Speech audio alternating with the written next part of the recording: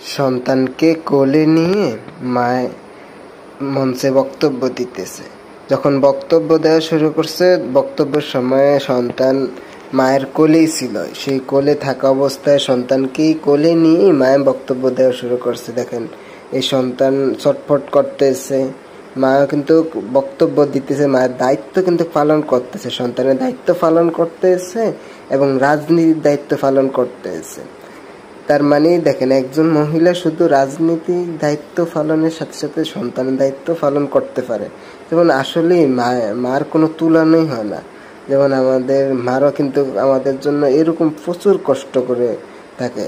তো যেমন একজন মা মানে শুধু শুধু সন্তান লালন পালন করতে পারে না, সন্তান লালন পালনের সাথে তার কিন্তু আপনার এই রাজনীতি দেখেন, যে ওনাকে দেখে রাজনীতি করতেছে, সন্তানও লালন পালন করতেছে।